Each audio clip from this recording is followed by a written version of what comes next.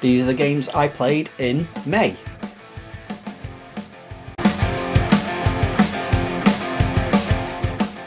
Alright everyone, hope you're doing well. Thanks for pressing play once again. I'm the man they call Pixel Paul, and these are the games that I played throughout the month of May. Now May here in the UK was absolutely gorgeous. The sun was shining, it was like summer had arrived. But did I spend it all the time outside playing with the family and doing summery things? Well, yeah, to be honest, I did. But I did get some game time in as well. And as I showed at the start of the video, I did give this one a quick go eventually. So if you don't know the story behind this one, I picked up a few games from Lee's Games. Was it last month? It might have been last month. Including a copy of Gekido. But the box was a little bit bashed on it. So this was the replacement game, or replacement box I should say, and the game was in it as well, and a few people sort of said, oh, I bet you'd end up playing anyway. Well, to be quite honest, I did stick it in the PlayStation. I had a quick look at it. It's Mary Kate and Ashley Crush Course, and it's absolutely awful, absolutely terrible, but the box was great. It was a great replacement box. So we've got that one out of the way. First off, if you've never seen one of these videos before, I do them every single month. And basically just a quick look back over the games that I played throughout the previous month. Some of the games I finished, some of the games I played for a couple of minutes, some of the games I've just played for a nice little session. But yeah, there's one or two games, well there's one main game this month where I have actually sort of finished it. I'm trying to get a little bit more focused on actually finishing games. I have tended over the last few months to just kind of dabble in a few games. And this is partly down to there's a few PlayStation 5 games which I've tried to get into and started and just not got into them.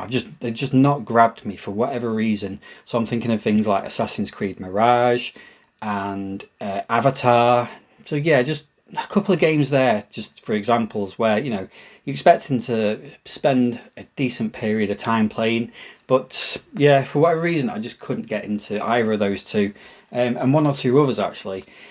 So what I did, I specifically went out and bought one game last month because I knew I was going to play it. I knew I would go all the way through and finish it as well. And I did. But I'll touch on that at the end of the video. Get into it. The stuff that I did play in May. We'll start over here in Nintendo and Sega corner. Starting with... So yeah, starting with... I did this in a bit of an evening. I had a bit of a session on the NES. I went through a few games, a few sort of newish ones that I'd not played yet, and one or two old favourites if you like. So the first one was Mission Impossible. I gave this one a quick go. Picked this one up from Bolton Gaming Market a few months ago, and this one took me a good 5 or 10 minutes to sort of actually understand what was kind of going on with it. I didn't finish it or anything like that, but I did play it for a good sort of 50 minutes to an hour, something like that. And it's an interesting game. It's alright. It's like a top-down kind of almost Metal Gear kind of game, almost. It doesn't explain a lot. I mean, it's an NES game. So it takes a little bit of getting used to what you're supposed to be doing and you know, how you sort of progress through each sort of level. But yeah, it's got something about it. Certainly not terrible or anything like that. It's one I'm quite happy to have in the collection now, and I'll probably try and give it a bit more playtime at some point. Moving on, I also tried out, no I actually got this one about a year ago, but just never tried it. WrestleMania Challenge, just an unboxed version of it. That's rubbish. It is, but it's alright. I also was playing Robocop for a little bit. Really like this game, do like Robocop on the NES. Simple platforming sort of shooter, very hard. It's quite a difficult game, but it's sort of very basic in a way. But yeah, I do like that Robocop game. I also tried this game out, Wrath of Black Manta. This actually surprised me. It was alright. It's kind of it's a ninja platform type game. A little bit shinobi perhaps. A bit more to it than that though, I would say. But yeah, quite enjoyed that one, Wrath of Black Manta. It's not a bad game, that at all. So yeah, quite enjoyed that, Taito.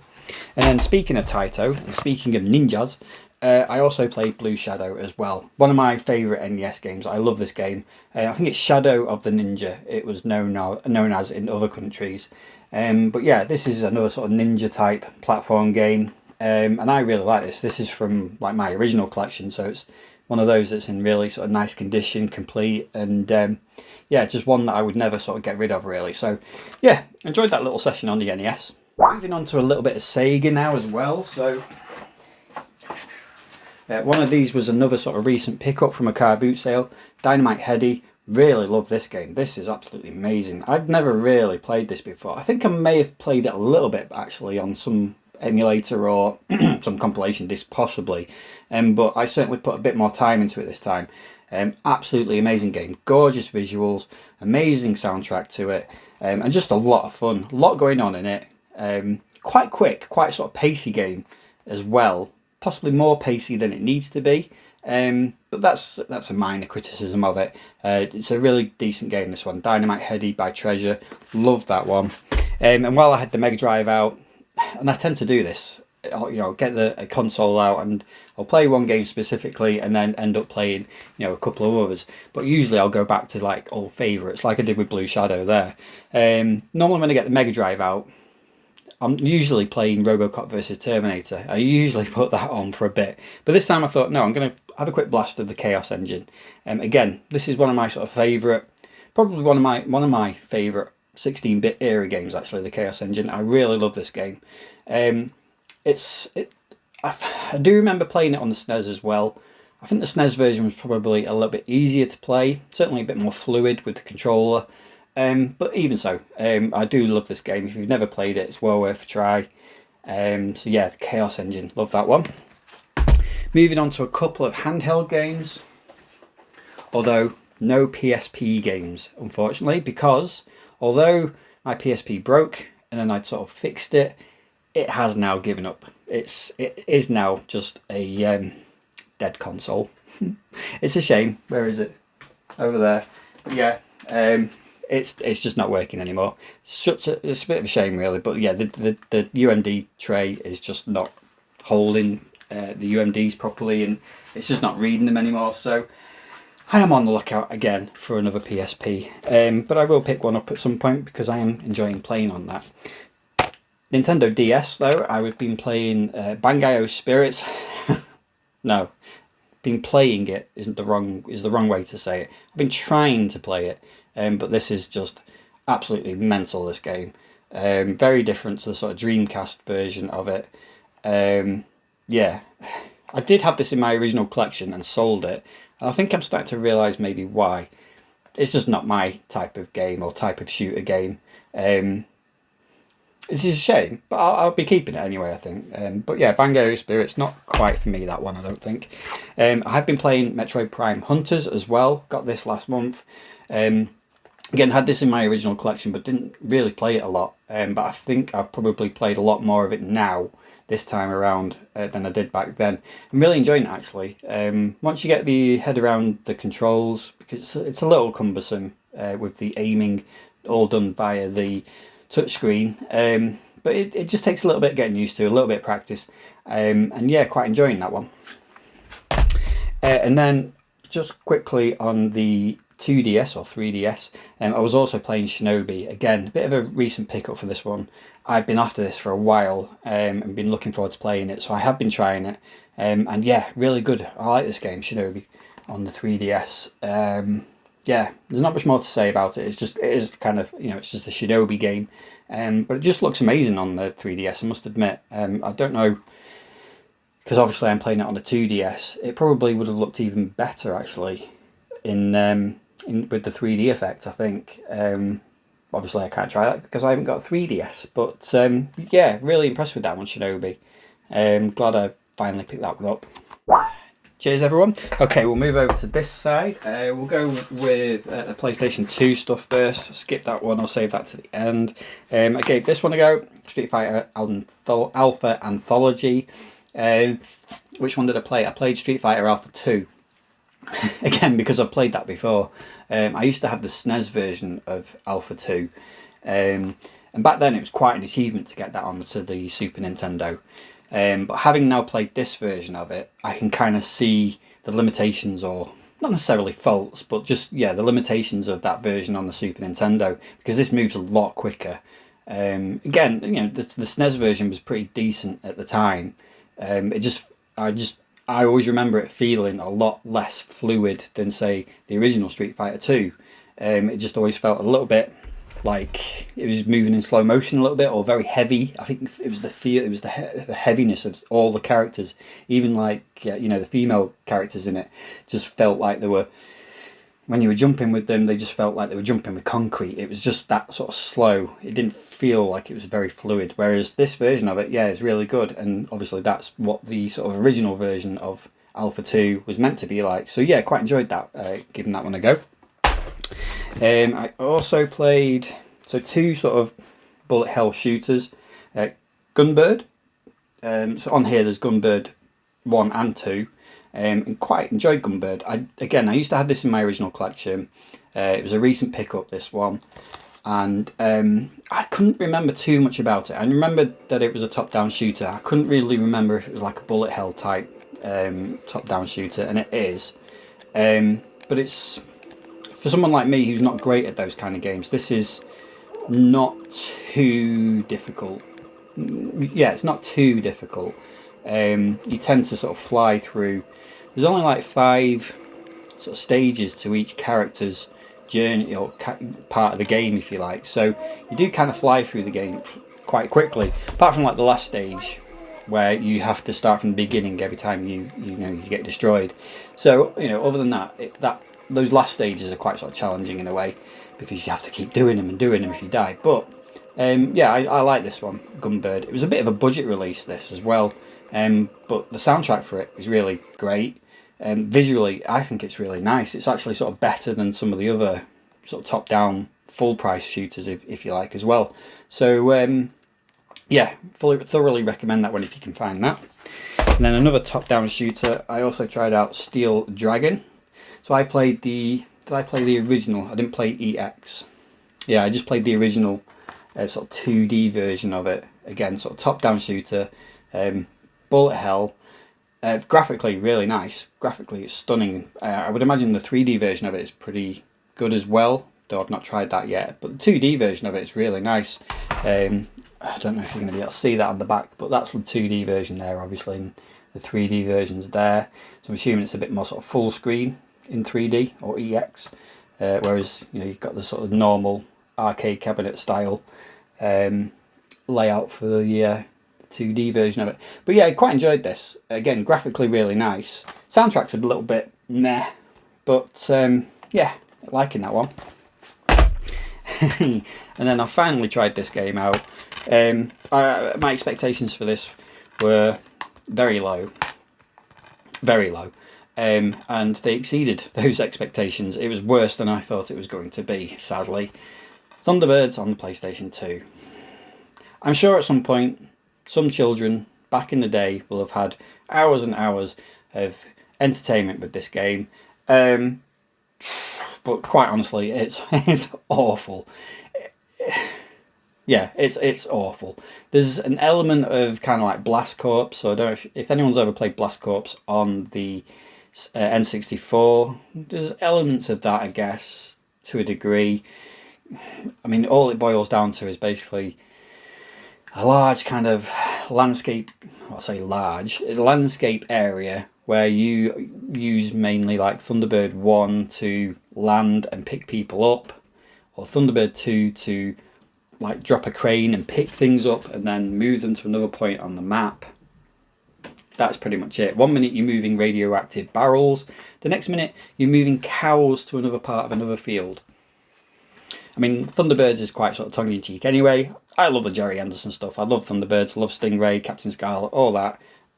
But this was not the game I was looking for. This was not FAB, sadly. Anyway, so moving on, we'll go to Xbox 360. We'll go to Xbox 360. Mainly 2 beat-em-ups I was playing on the 360 this month. So I gave Marvel vs. Capcom 3 a quick go. Never played this one before. Don't have a huge amount of experience with the Marvel vs. Capcom games particularly. I think I played one on the Dreamcast once. Not quite for me, this one. feels like every button press is some sort of special move, and it's just very flashy. I suppose it's a different type of fighting game. It's just a different way of doing it. But it just wasn't for me. I'm not a big fan. Great roster of characters on it, I must admit. But yeah, I don't know. It just felt a lot of flash and not a lot of substance to it. I'm sure people who are big fans of this series will probably jump into the comments and defend it. And fair enough. It just wasn't for me. And yeah, I won't be rushing out for any of the other Marvel vs. Capcom games, I don't think. Although I wouldn't mind that compilation disc that came out, mainly to play the Punisher arcade game. But yeah, it just wasn't for me, that one. This one was more sort of up my street though. Street Fighter Cross Tekken. This was a little bit more like sort of Street Fighter 4. Certainly visually it's like Street Fighter 4, and it plays like Street Fighter 4. The only sort of difference to it, I mean, I felt like I jumped into this game pretty quickly because I loved 4 a lot and played it a lot. So I kind of felt like I jumped into this pretty quickly and just was going through it pretty well. The only sort of difference with it is obviously having the secondary character jumping in every now and then, which just makes that sort of difference to sort of say Street Fighter 4. So I'm not quite sure where the Tekken element of it comes in. I don't know whether it's just the roster of characters. I must admit I didn't use any Tekken characters because I am a Street Fighter guy. So yeah, it needs a bit more playtime on this one. But what I have played, I really quite enjoyed that. So yeah, Street Fighter Cross Tekken. It's been a while. Well, it's been a long time coming for me to play this one. Been after it for a bit, and yeah, quite enjoyed it. Quite like that one. Right, next up. Next up we'll go to PlayStation 4. Pick 1, 2, and 3 out. So unusually for me, I've not really played any PlayStation 3 this month. I've not played any PlayStation VR, and I've not played any specific PlayStation 5 games actually either. I've not really been on the Portal that much. That does remind me actually, I did play on the Xbox One, and I was on Game Pass, and I tried out Doom: The Dark Ages. That's a game. I loved that game. That is really, really good. Obviously not finished it or anything like that. I sort of played through the first village, but couldn't really progress through it to the end because I don't know whether there was some sort of glitch, but there was essentially you had to clear, is it 4 or 5 gates, and I cleared 4 of them, and then there was some last one sort of on top of this hill, but obviously you had to go through a gate to get through to this hill to destroy it, but for whatever reason the gate wasn't open. It just wouldn't open, and I went back and I was going round in circles over and over because I was thinking, well, there must be like an enemy that I've got to shoot or something, but it was just empty. So yeah, it was a bit weird. I just couldn't work it out, and I had a quick look online. Sort of paused it, had a look online to see if anybody else had noticed it, and there were a couple of people that said that some sort of glitch had just stopped them from progressing to the end of that part of the game, which was a bit of a shame really, but it's certainly a game I will be going back to. I don't know whether I'll play for it all the way on Game Pass, but yeah, I wouldn't mind playing that properly. So yeah, I do recommend it though. It's worth a look if you like Doom. It is different. It's quite different because there's a lot more sort of melee combat in it as well. But it's probably something that Doom needed in a way, and the shield that you have in it is a big sort of element to it and a big difference. It makes a big difference to it. So yeah, really enjoyed that one, Doom: The Dark Ages. What I've played of it so far. So the last 3 games that I played this month, all PlayStation 4. I gave this one a quick go. Putty Squad. This was okay. Again, not completed it. Gone through about 4 or 5 levels, and it's all right. It's one of those sort of time passes. I don't think I would put a huge amount of time into trying to finish it or anything like that. But yeah, Putty Squad. Quite enjoyed it. Visually, it's very nice. Handles quite well. But yeah, there's not a huge amount to say about that. It's one of those, you either love it or you'll hate it. And I was somewhere in the middle. Okay, so I'll do these in order. So I think probably this one is my game of the month. Oh my god, I've just sung that on my channel. God, don't do that again. The game of the month. This is the game that I picked up with the intention of playing all the way through and making sure that I do finish it, to get back into the habit of just playing and finishing games. And that is God of War 3 Remastered. Now, obviously, I've played this a couple of times now. Well, with the original God of War 3, I've played a couple of times. But yeah, the remastered version of it, loved it. Absolutely amazing. It's not my favourite God of War game ever. I do still like God of War 2, and then probably God of War, then probably Chains of Olympus, and then probably this one.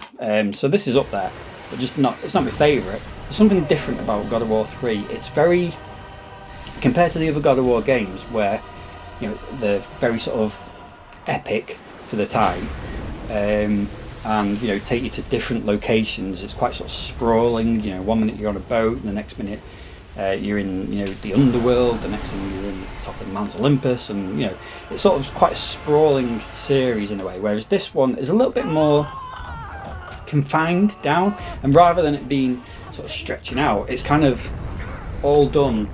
It's very sort of up and down linear in a way. So you start on the back of Gaia, climbing Mount Olympus, the next thing you're sort of down back in the underworld, and it's sort of travelling up and down rather than around. It's a weird one to explain, but it's kind of more confined in a way.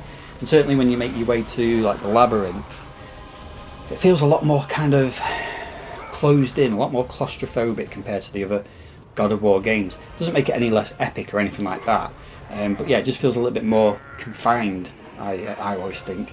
So yeah, God of War 3, really enjoyed playing it, did finish it. Didn't take too long. It's not a huge amount, huge game. I think it's about, say, 10, 11 hours, something like that. But yeah, just really enjoyed playing this one again. And like I said, this has come down in price again, possibly because of the days of play that's going on at the moment. So it is $7.99 again in most shops. At that price, I think it's well worth picking up. And God of War 3 Remastered is this month's game of the month for me. So once I'd finished that, I had intended to move on to 2 other games. Well, certainly one other game. I'll show you the 2 games. No, actually, I'll show you which game has stopped me from playing those 2 games. So I fully intended to go on to something different. But I picked this up last month at Car Boot Sale, got it quite cheap. I think I posted it on Instagram, and loads of people said, oh, you need to play that game. If you've never played it, you need to play that game. I just sort of picked it up on a bit of a whim. I'd heard of it, but didn't really know too much about it. I knew it had a sequel as well. But yeah, loads of people on Instagram said, you have to play that game. It's really, really good. And that game is Dying Light. So yeah, I didn't know a huge amount about this game. But yeah, loads of people sort of recommended it. So I stuck it in and thought, right, I'm going to give this a go. I'm going to, again, try and get through this game, try and finish it. I'm going to commit to playing and finishing this game. I was a little bit wary because, straight away I'm sort of thinking, yeah, this is quite open world, isn't it? And I just haven't been getting on with open world games. Massive sprawling open world games just hasn't been my thing. Like I said, God of War, very sort of linear in a way. But some of the other games, open world games, just haven't been grabbing me. So I was a little bit wary about this one. But the fact that it kind of comes across and plays a little bit like Mirror's Edge with zombies. That's the way I sort of have been thinking about it. It's kind of like that, very sort of reliant on parkour to get you around the sort of the map. I don't know how big the open world is yet in this game. It seems big enough, but it doesn't feel like it's certainly as big as other open world games particularly. So I'm hoping like that sort of condensed area, plenty of exploration and that sort of thing. But this is just a different way of playing that kind of game, with that parkour element, being able to sort of traverse over obstacles, buses, cars, walls, buildings, that sort of thing. It just give it a little bit more of a pacey element to it. And so far, yeah, I can see why people have been raving about this and saying you should play it. Because I'm really enjoying it. So yeah, I've not... How far... for people who've played it, I've just done a mission which involved picking up like a videotape and chocolates for a guy who had some meds or something like that in his house. Ghazi, I think he was called. So I'm not massively through, far into the game, but what I have played so far, I've really, really quite enjoyed. So yeah, Dying Light. Expect that one to be on my games I played in June. Those are all the games that I pretty much played. There's probably one or two others that I've played throughout the month, but just forgotten to mention. But the two that I'm dying to get into and start playing, but I want to give them some time, is Gekido on the PlayStation 1. I've been waiting to play this for a while, but yeah, I just want to give this one and this one some time, proper time to play through. So yeah, Gekido, and also Folklore. So I was supposed to, after God of War 3, I was going to start this. I have it installed on my PlayStation 3, ready to go, but Dying Light kind of just barged its way into the backlog, and it's the next one. That is the one after Dying Light that I'm going to play. I cannot wait to play this. I did see like the title screen after I downloaded it and installed it, and the music for it. Oh, the music for it's really nice, really amazing, very, I don't know, very ambient and ethereal sounding. I like straight away. I thought, yeah, I'm hoping this game's going to be for me because the score sounds great. So yeah, Folklore is the one I am going to play next. One thing I am not going to be playing, however, in June, and I suspect a lot of people will be doing, is the Nintendo Switch. And I just wanted to sort of talk about the Nintendo Switch 2 a little bit on this video. So the Nintendo Switch for me has always been a console that I kind of, when we got it, I quite enjoyed playing it, I quite liked it. Then we had sort of like drift stick issues, and it kind of took the shine off the console for me a little bit. I enjoyed games like Odyssey, Mario Odyssey, Metroid Dread, Luigi's Mansion 3. There was a few games that I sort of enjoyed. But yeah, I kind of think there was a bit of a gap where after the stick drift thing, I was a little bit, I don't know about the Switch. We got the Nitro deck, which was the sort of shell, controller shell that the Switch goes into, and that sort of helped. It sort of helped pique my interest a little bit again, and Metroid Prime Remastered helped as well. But overall, the Switch, I've mainly used it for like the Switch Online service with playing Game Boy games and NES and Super NES and Mega Drive stuff. But other than that, I haven't used it that much. Pixel Junior's used it, but I haven't particularly used it that much. So when the Switch 2 announcement sort of came along, I was watching it and I was kind of thinking, do you know what? There's nothing here that's blowing me away at the moment. There's nothing for me. The main one that I was sort of looking forward to was Metroid Prime 4. But as soon as they said that was coming out for the Switch 1, I was like, well, I think the only other one was probably Donkey Kong Bonanza, is it called? I thought that looked okay. But yeah, Mario Kart World, I wasn't particularly struck with that. I mean, Mario Kart 8 was okay, I quite enjoyed it, but this looks sort of more of the same. So the Switch 2 is just not on the agenda for me at the moment. It's just a bit too pricey for the amount that I think I would play it at the moment. I think Pixel Junior probably would get a bit more out of it. But again, he's tending to play more on the PlayStation 5 these days. And if he's not on the 5, he's using the Portal. So the Switch just, yeah, I was a little bit underwhelmed with the Switch kind of announcement, the pricing. And I must admit, and I know it's not, but it just looked to me a bit like a Switch 1.5. And I know that's kind of how Nintendo do things. I know they kind of go through, almost like a 2-generation cycle. So like the NES, and then you had the SNES, and the SNES was basically a souped up NES. Then you had the N64, and then you had the GameCube, and the GameCube pretty much was a souped up N64. The Wii U, and so on. And this is like the Switch and the Switch 2. So I kind of had a feeling that the Switch 2 wasn't going to be a massive kind of evolution, if you like, because that's just not how Nintendo do it. But I was just a little bit underwhelmed, just a little bit kind of, yeah. And I think that's kind of where I've been with Nintendo for a while now, which is a shame because, I was originally a Nintendo guy. But it just feels like they're kind of, I don't know, going through the motions. Is that the way I would explain it? Possibly. I'd never say never, though. I always think there's a chance that I could get a Switch 2, and I'm sure, like I say, Pixel Junior will probably badger me to get one at some point. But yeah, just at the moment, the Switch 2 isn't really on the agenda, and I certainly won't be getting one in June. But if you are, hope you enjoy it, because there's nothing quite like getting a new console, fresh out the box, setting it up. I am a little bit envious, but just I'm not in that position to buy one and be able to justify how much I'm going to play it.